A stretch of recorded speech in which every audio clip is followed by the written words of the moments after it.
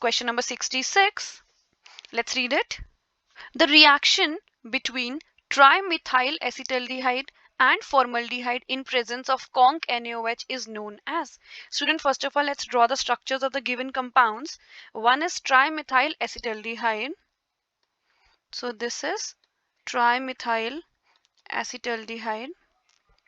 The other is formaldehyde, which is HC double bond OH. In the presence of conc NaOH. Students, since it is very clear that there is no alpha hydrogen in both the compounds given, as a result, the reaction that takes place between the two molecules will be Cannizzaro. But now let us discuss self Cannizzaro or cross Cannizzaro. Students, since we can see that there is no alpha hydrogen in both the molecules, that means no aldol will take place, rather Cannizzaro will take place. Since we are given with two different molecules, as a result, cross Cannizzaro will take place. So let's find out the products of formed in this particular reaction, but the option is clear. The correct answer is option number 2, that is cross Cannizzaro. But let's also discuss that what happens when these two molecules combine in the presence of conc NaOH. So let's see. First of all, OH minus attacks on the carbonyl carbon of formaldehyde. But the reason is why. Since we have two carbonyl compounds, then why attack of OH minus takes place on formaldehyde? So the reason for this is here this carbonyl carbon is more electron deficient as compared to this carbonyl carbon, because here there is plus I group attached. Also, when OH minus attacks over this carbonyl carbon, the tetrahedral compounds of formed will be sterically hindered. As a result, the attack of OH minus takes place on this carbon. So here attack of OH takes place and the products obtained is HCO minus HOH. Now student, this O minus forms a double bond and this H minus, the H minus will release from here and attacks on the other carbonyl compound. This now H minus, that is the hydride, will attack here and the products obtained is HC double bond OH, that is formic acid, plus CH3 whole thrice CCO minus H. Now student, since we know that this is a good base, as a result this proton will shift and the product so obtained is sodium formate plus alcohol CCH2OH. These are the products so obtained in this particular reaction. But one thing is very clear, that the given reaction is cross Cannizzaro. So the correct answer is option number 2. Students, in NCERT, aldol, self-aldol, cross-aldol are given, but cross Cannizzaro is not given. So you have seen what happens in cross Cannizzaro. So you can also solve such examples, right? Moving to next question, question number 67. Let's read it. A benzyl carbocation is more stable than a methyl carbocation because of which of the following? So student, let's discuss about benzyl carbocation. This is definitely more stable than a methyl carbocation, which is this, and the reason is resonance. Let's draw the resonating structures. So students, you have seen there exist 5 different resonating structures for the benzyl carbocation. As a result, benzyl carbocation is more stable than methyl carbocation, or we can say that because of resonance effect, the benzyl carbocation is more stable than methyl carbocation. That means the correct answer is option number 1.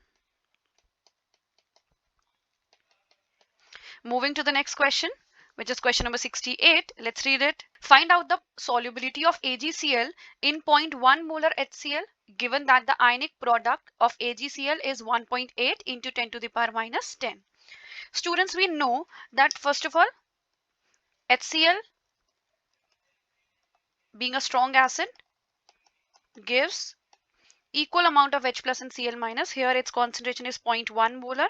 So H plus so formed is 0.1 molar and chloride ion so formed is 0.1 molar. This is in general we are talking about. Now moving towards what we have to calculate, the solubility of AgCl. We know that AgCl dissociates to give Ag plus plus Cl minus, aqueous, aqueous, and initially it was solid. So let's assume the solubility of AgCl be S mole per liter. So here it will be S, it will be also S. But we have some more chloride ions from HCl also. That means the total amount of chloride ions in the solution will be S plus 0.1. We know that Ksp, that is solubility product, is equals to concentration of the ions, the product of the concentration of ions, that is concentration of silver ion multiplied by concentration of chloride ion. It is S and it is S plus 0.1. And the value of Ksp is 1.8 into 10 to the power minus 10. Since student we have seen the value of Ksp, that is solubility product, is very less. So obviously the value of solubility will be very less than 0.1. So S plus 0.1 can be written as plus 1. So solubility is equals to 1.8 into 10 raised to the power minus 10 divided by 0.1. Or we can say, here I'm writing the final thing, that the solubility is equals to 1.8 into 10 raised to the power minus 9 molar. That means the correct answer is option number 2. Student, because of space, I have written the final value of solubility here, right? So moving to the next question, which is question number 69. Let's read it. Identify a molecule which is paramagnetic in nature. Student, for this question, we need to know that a species is paramagnetic when there is unpaired electrons. So for that, we have to write the molecular orbital configuration of the given species, and then we'll be able to find out that whether a particular species is paramagnetic or diamagnetic. Starting with N2. N2 has 14 electrons, right? So the electronic configuration will be sigma 1s2, sigma star 1s2, then sigma 2s2, sigma star 2s2. Then we have pi 2p x2, pi 2p y2, and then sigma 2p z2. Since there is no unpaired electron, as a result, N2 is diamagnetic. Moving to next, which is H2. H2 has total 2 electrons. So sigma 1s2. No unpaired electron, again diamagnetic. Moving to next, which is O2. 16 electron. Sigma 1s2. Sigma star 1s2. Then sigma 2s2. Then sigma star 2s2. Students, we know that in case of O2, sigma 2pz is filled before. So sigma 2p z2, then pi 2p x2, pi 2p y2, and then we have antibonding pi star 2p x1, pi star 2p y1. That means there are two unpaired electrons in O2 molecule. As a result, this is paramagnetic.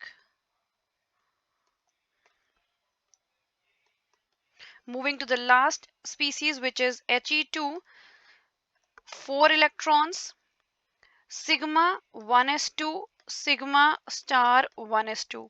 Students, He2 doesn't exist since the bond order here is 0.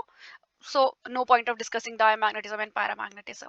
So the correct answer is option number 3. Moving to the next question, which is question number 70. Elimination reaction of 2-bromopentane to form pent-1-ene by using potassium tert-butoxide is. Elimination reaction of 2-bromopentane to form pent-1-ene by using potassium tert-butoxide is A. Beta elimination reaction. follows Hoffman elimination rule, dehydrohalogenation reaction. Student, first of all, let's discuss the reaction. We are given with 2-bromopentane, which is CH3, CH2, CH2, CHBr, and CH3. Now student, this compound reacts with potassium tert butoxide, which is CH3 whole thrice CO minus K plus. Student, as we all know that this carbon which is attached to halogen is marked as alpha, and since we have 2 beta position, I'm taking this as beta dash there and this carbon as beta.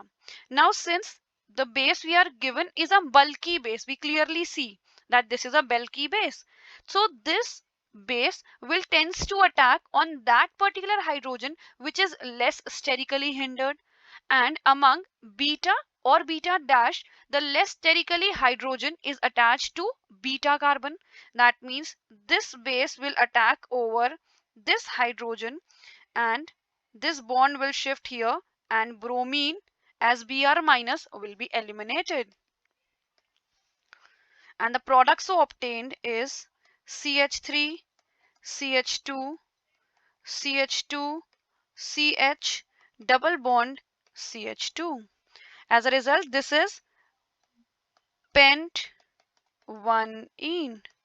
Now student, let us discuss the points about this reaction. This is beta elimination. Students, this elimination is known as beta elimination since the carbon to which hydrogen is removed is at the beta position to the carbon on which halogen is attached. So this is known as beta elimination. Moving to next, since the alkene so formed in this reaction is less substituted, so we can say that this reaction follows Hoffman elimination rule. Since product so formed in this reaction is Hoffman product, and since in this reaction hydrogen and halogen are removed, as a result this reaction is known as dehydrohalogenation reaction. That means A, B, C all are correct, so the correct answer is option number 4. Moving to the next question, students.